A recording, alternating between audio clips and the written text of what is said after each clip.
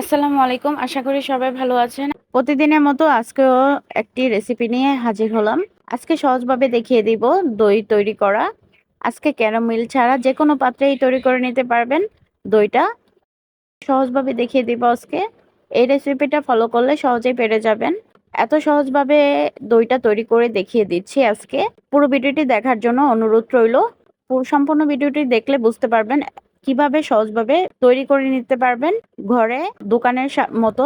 আমি দুধের মধ্যে পানি মিশিয়ে দুধটা ভালো করে জাল করে নিচ্ছি। যে কোনো পাত্রে তৈরি করে নিতে পারবেন। এই সহজ রেসিপিটা ফলো করলে সহজভাবে দেখিয়ে দিচ্ছি দই তৈরি করাটা।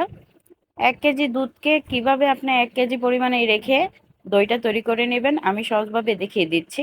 এভাবে করে দুধ জাল করে নিয়ে আমি দইটা তৈরি করে নেব। একদম সহজভাবে দেখিয়ে দিচ্ছি, কোনো রকম ঝামেলা ছাড়াই দইটা তৈরি করে নেব। আমি ক্যারামেল ছাড়াই আজকে দই তৈরি করে দেখিয়ে দিচ্ছি। এখন দিয়ে দিচ্ছি পরিমাণ মতো চিনি। চিনি দিয়ে জাল করে নিচ্ছি। মিষ্টিটা যার যার ইচ্ছে মতো দিয়ে নেবেন। দুধটা বারবার নেড়ে চেড়ে দিতে হবে যেন সর না পড়ে যায়। আমি দুধটা আধা ঘন্টা সময়ে নিয়ে জাল করে নেব।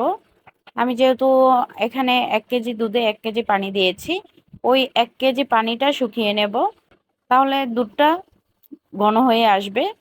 এভাবে করে জাল করে নিলে আমি যে পানিটা এক্সট্রা ব্যবহার করেছি ওই পানিটা আমি শুকিয়ে নিচ্ছি। যে পানিটা ব্যবহার করা হয়েছে সেই পানিটা শুকিয়ে নিলে দইটা খেতে অনেক মজা লাগবে।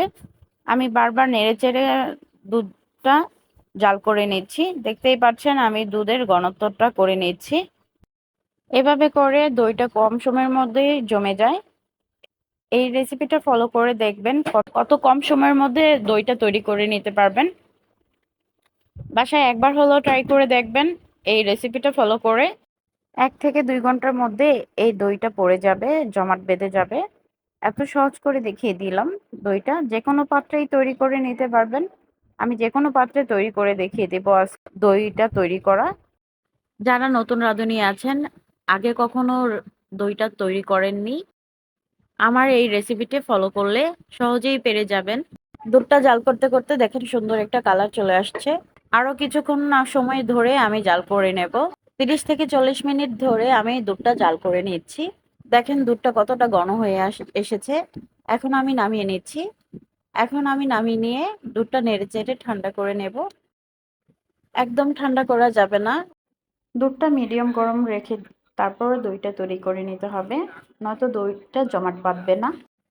এদিক দিয়ে আমি একটা পাত্রের মধ্যে এখানে দই নিয়ে নিয়েছি। দইটা আমি একটা ব্যাটার তৈরি করে নিয়েছি দই দিয়ে।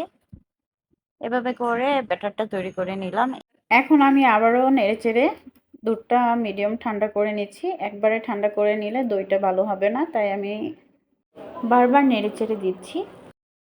অনেক সময় ধরে নেড়েচেড়ে দিয়ে, যেহেতু আমি গরম গরম চুলা থেকে নামিয়েছি তাই আমি বারবার নেড়েচেড়ে মিডিয়াম পরিমাণে ঠান্ডা করে নিচ্ছি।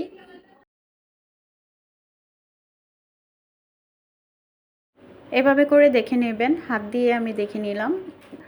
যে ব্যাটারটা তৈরি করেছি এটার সাথে দুধ মিলিয়ে ভালো করে মিশিয়ে নিচ্ছি। মিশিয়ে নিয়ে আমি ব্যাটারটা দুধে দিয়ে দিচ্ছি। দিয়ে ভালো করে নেড়ে চেড়ে দেব।